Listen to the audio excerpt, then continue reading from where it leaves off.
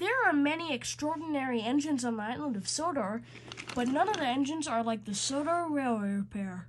The Sodor Railway Repair, otherwise known as repair to most of the engines, is an extraordinary piece of machinery because it works as a railside ballast layer. It has a chute on the backside that carries the ballast from this truck all the way to the back truck where it stores most of its ballast. Our goggle-eyed friend Repair doesn't talk much, but he always wears a smile on his face whenever he's doing trackside work. I suppose it's time for me to get to the video. Repair, you can go to your shed for now. You'll be used in the video later. It was a lovely afternoon on the island of Sodor when a strange-looking engine pulled up right next to the turntable. Hello, said Rosie. What's your name? But all the strange engine did was look at her and smile. Oh, don't worry, said Afton. He's the new ballast layer. We needed some help placing ballast along the track. Oh, well, he doesn't talk as much. And again, all the strange engine did was look at her and smile. Yeah, he doesn't talk much, said Afton. Well, I do have a job for you. Let's say repair, said Afton. But the engine frowned at him. You know, like a nickname. We can just call you Repair until we know your name. And then Repair smiled and looked at Afton. So, I take that as a yes then.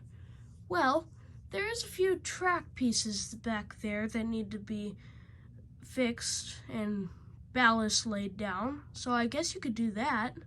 Afton was hinting to the back piece of the track of the yard, where a truck had came derailed and weakened the ballast underneath the track. So, said Afton, I guess you can go work on that. So, well, you can go now. And with that, Repair quickly backed up to go work on the ballast. As Repair quickly backed up to the spot, he prepared his chutes for ballast. Just then, the ballast from his chutes began to pull out all over the track. And with that, Repair quickly started to move forward, but not so fast, to evenly lay out the ballast to the track. And just as Repair got to the points, an engine shot past him and into the yard. Repair realized that he was going onto the main line, so he quickly backed up and started to place the ballast again. As the engine pulled in and stopped, the two engines gasped. Scotsman, is that you? Shouted Rosie. Yes, indeedy, it is me. Sorry about that, I picked it up on the mainland. I have not been able to get that out of my head. Oh, it's okay. What are you doing here? Well, I've just come to pick up some coaches for the mainland. So, I'll just go wait over on the side and over there. The Scotsman slowly pulled forward to the siding. Oh, right away. And Rosie quickly went on the turntable and quickly followed Scotsman to shunt his coaches. Well, that was a nice surprise, said Afton. I better go check on Repair. And Afton turned the turntable and got on it and quickly went towards Repair.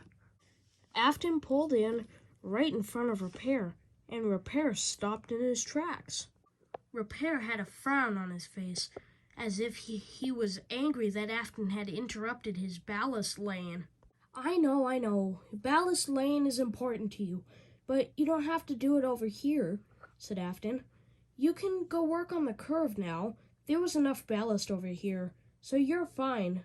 And with that, Repair started to back up to work on the curve, while Afton backed up to go check on Rosie.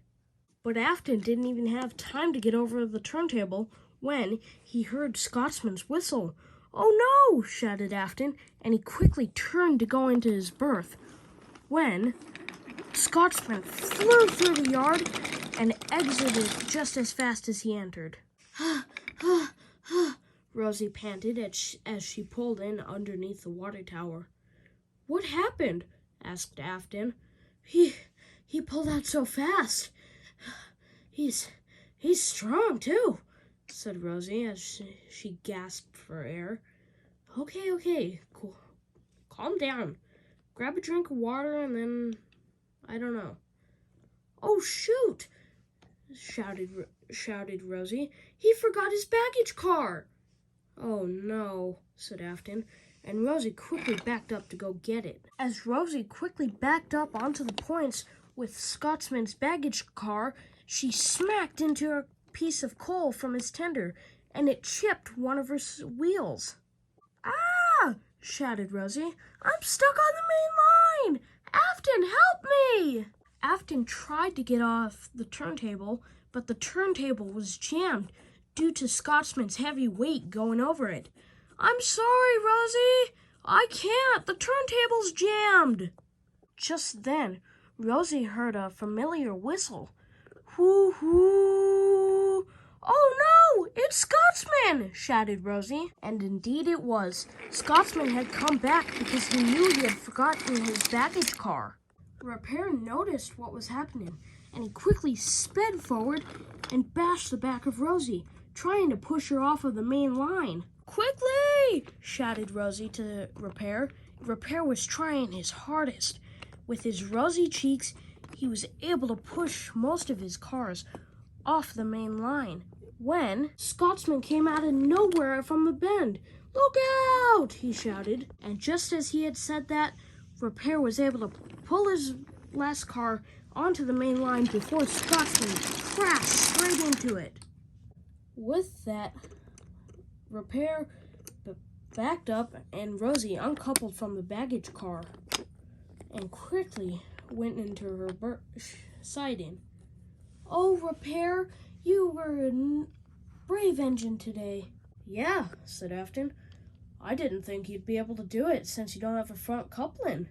But without saying a single word, all the Repair did was look at the two engines and smile.